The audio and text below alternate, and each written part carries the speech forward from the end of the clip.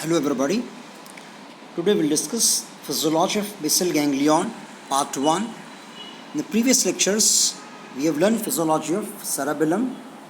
We have seen that both of this basal ganglion and cerebellum, these are called as motor coordinating center. They are helping in the voluntary motor activity along with the cerebellum. Now let's today see the role of basal ganglion. Again, coming back to our basic stretch, CNS action execution starts in response to either a sensory stimulation or idea coming in the mind to perform any voluntary activities, and this information goes to cortical association area, premotor cortex and motor cortex, where there will be actually planning for execution of motor activity takes place, but it doesn't come down immediately to the spinal cord. It will take its opinion from two of its good siblings, basal ganglion and cerebellum, which are giving feedbacks back to motor cortex, and from here impulse descends down along the descending track to our spinal cord for final execution, and it is ending on either alpha motor neuron, gamma motor neuron or interneurons. So today we'll be discussing the second sibling called as basal ganglion. In the initial lecture we have learned regarding the cerebellum. So this information either coming directly called as direct track or coming indirectly by taking station at the brainstem with a different nucleus, these are called as indirect track. So objectives of today's lecture is to understand functional anatomy of basal ganglia, anatomical connections, functions of basal ganglion, and these functions depends on key, that is the neurotransmitters. And neurotransmitters are very important. We must understand their physiology and their action, because in case of abnormality we have to check which transmitters are abnormal and have to supply according to the requirement. Now coming to the anatomical structure of brain, this is the coronal section. In this you can see at this base of the brain there are bunch of nuclei scattered bilaterally, both sides. So as they are located at the base, so they are called as a basal, and these are collection of neurons called as ganglia or nuclei. That's what the name is given, basal ganglia. Now this is basically bunch of nuclei, one appearing like a head, structure appearing like a head, so it is called as a caudate nucleus, putamen. So this nucleus is called as a putamen. This is the globus pallidus and divided into two segments. Outermost called as the external and inner is called as the internal. So globus pallidus internus and globus pallidus externus, like these two segments are there.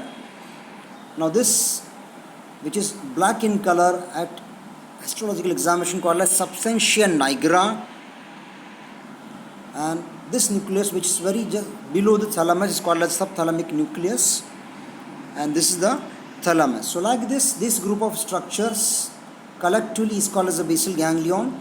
They are located bilaterally at the base of the brain. So this is called as a basal ganglia. That is the anatomical name given to the structure. So also called as basal nuclei also. So 5 interactive structure. Now why we say interactive? Because they are interconnected with each other. They are inhibiting, exciting each other, and accordingly output coming out from basal ganglion is going to influence the cortex via the thalamus. So these are the 5 interactive structure interconnected with each other: caudate nucleus, putamen and globus pallidus, subthalamic nucleus and substantia nigra. Now again their combination is have different names. The caudate nucleus along with putamen collectively forms the striatum. So striatum, that is nothing but combination of putamen and caudate nucleus. Likewise, putamen and globus pallidus collectively form the lenticular nucleus. So these different names are given based on this one. So these are the 5 structure which are forming the basal ganglia. So this is the diagram from your textbook. You can see this arrangement: caudate nucleus, this is our globus pallidus, putamen, okay, talar globus pallidus. Now this is anatomically, if you recall, This is called as the internal capsule. From here our corticospinal tracts are passing. So here the fibers of corticospinal tract are compactly arranged. This is the vulnerable area. Small injury to this area can lead to major damage, because here the fibers are compactly arranged here in the basal ganglia below the thalamus. Now this is the functional connection I am telling you. Grossly, basal ganglion is having main connection with cerebral cortex. Output from here is going to thalamus. From here it is coming back to cortex. So likewise, basal ganglion is giving a feedback to cerebral cortex through thalamus. Now these connections are very, very important. So based on the connection only we are having the function. This is the inputs coming, which I am showing here. So this input is coming from primary motor and somatosensory cortex. It is going to putamen first. So putamen is receiving the impulses from somatosensory area. It is going to globus pallidus. From here it is going to subthalamic nucleus, substantia nigra. Now these are the nuclei of thalamus. Here ventroanterior and ventrolateral nuclei of thalamus are playing a role in the function of basal ganglion. From here output is going back to premotor and supplementary area. From here execution takes place. So here the main function is executing learned patterns of movement. This is the function of basal ganglion. It executes learned pattern of movements. Information is coming from primary motor and somatosensory area and is going back to premotor and supplementary cortex. So this circuit, as it is coming from the putamen, it is called as a putamen circuit. So this is the first one of the two circuits of basal ganglion, putamen circuit, which has got role of executing learned pattern of movements. Now other circuit, somatosensory area, premotor and supplementary motor area. These are going to caudate nucleus. You can see these are going to caudate nucleus. Here they are going here. From here it is going to globus pallidus, then straight to thalamus. These two nuclei of thalamus, ventroanterior and ventrolateral nuclei of thalamus. From here it is going to prefrontal cortex. So here now the role changes. So their function is cognitive control of motor activity. So here they are playing the role in cognition also. So this circuit is called as caudate circuit. So these are the anatomical connections which I've shown here now. In the later lecture we will discuss the internal connection, how exactly the function takes place in this circuits. So the functions are basically neurons in basal ganglion discharge before the movement begins. Now the idea is there in the mind to lift this laptop. Impulse has gone from a cortex to the basal ganglion. Now here activity already starts. Before I want to lift this laptop, activity starts here. How much amount of contraction required in my biceps muscle? So the neurons in basal ganglion discharge before the movement begins. So planning and programming of movements, or more broadly in the process by which an abstract thought is converted into a voluntary action. My thought was there, I want to lift my laptop. There is no reflex in that one. So I am converting my thought in the voluntary action.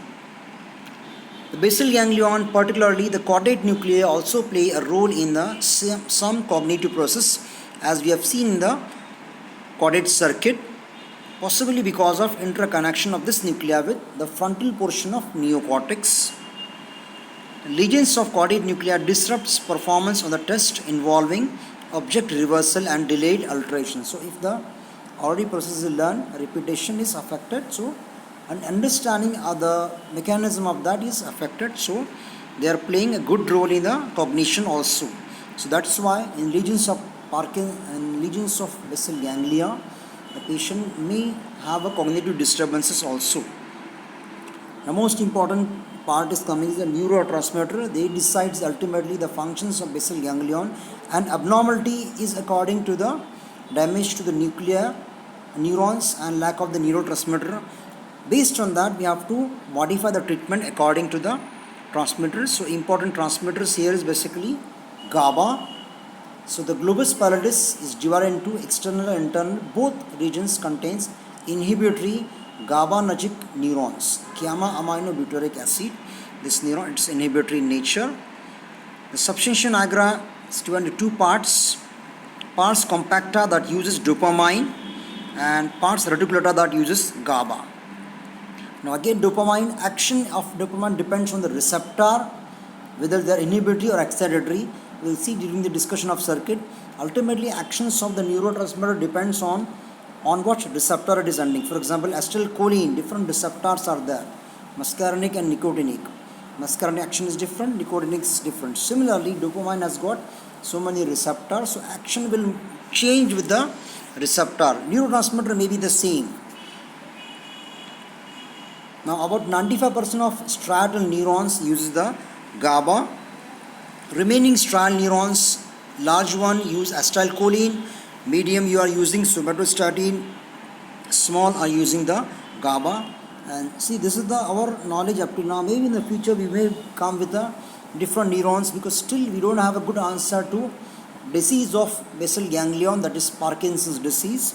So we should scratch our brain, do some research and try to find whether any other other transmitter is there which abnormality which has led to Parkinson's. Our current knowledge is it is deficiency of dopamine, but maybe in the future we may come with a good answer, because still we are not giving a good answer to the Parkinson's disease. So two main inputs are coming to the basal ganglion. These are especially excitatory in nature, glutamate. So they are coming to the cortex, through cortex, that is corticostriate pathway, and from thalamus called as thalamostrial pathway. So these inputs are mainly coming to the striatum. Outputs are going out from globus pallidus and substantia nigra, pars reticulata. Both are inhibitory, that is GABAergic, and both project to the thalamus. So ultimately output coming from basal ganglion is inhibitory in nature, but same as if you remember the circuit of cerebellum, internal circuits are modifying the output. They are putting up in the brake also. So inhibitory output is that they will be a brake can be given so that inhibition reduces. We have seen in case of cerebellum, excitatory output was coming, that was under control of a brake. So here now inhibitory output is coming. We will see during our internal circuits. Again, brakes are on this also. So from thalamus there is an excitatory glutamatergic projection to the prefrontal and premotor cortex. This completes cortico-basal ganglion, thalamic and cortical loop. So output coming from thalamus is excitatory, but thalamus is inhibited by the basal ganglion by the GABAergic region, and we will see internally how this inhibition is being again controlled by internal circuits. So like this, ultimately in the neurotransmitters in the basal ganglion is GABA, dopamine, acetylcholine, somatostatin and glutamine. So this neurotransmitter we know up till now. Maybe in the future we may come with the different transmitters and maybe have some different receptors which are going to modify the actions of basal ganglion. So here we summarize today's talk. We have seen functional anatomy of basal ganglion. Five structures are there: caudate nucleus, globus pallidus, internus and externus, putamen and subthalamic nucleus. We have seen anatomical connections. Two circuits are formed in the basal ganglion basically. First is a putamen circuit where the inputs are coming to the putamen, and other is a caudate circuit where inputs are coming to the caudate nucleus. Ultimately output is going by thalamus to the cortex. Now based on where it is going, the functions are modified. If they are going to prefrontal cortex, they are playing role in the cognition. If they are going to premotor cortex, they are playing role in the learned movements. We have seen the functions, two basically: planning and programming of motor activity. Other is the cognition. Neurotransmitters we have seen, these are basically GABA, dopamine, acetylcholine, somatostatin and glutamate. Current knowledge up till now, maybe we have some good answer after this one. So here we complete the functional anatomy of basal ganglion. Now let's have some point to think. Toss a frog into pot of boiling water and see the response. It instinctively jumps out self-protectively because it will recognize, yes, water is hot, it may damage her, so it will come out immediately. Next, place the frog into pot of cool water and see the response. It swims around happily because the water is cool and comfortable. The frog enjoys the swim. Now heat water up very gradually. What does the frog do now? It acclimatizes to untenable circumstances and slowly cooks because frog doesn't notice what is happening to him, what is happening to the surrounding. No, it will adjust to the new environment only on its own until it's too late and frog gets cooked. So environment is changing, but it is modifying itself with that environment only. So beware of changes in the surrounding. Take the good and leave the wrong things. Thank you.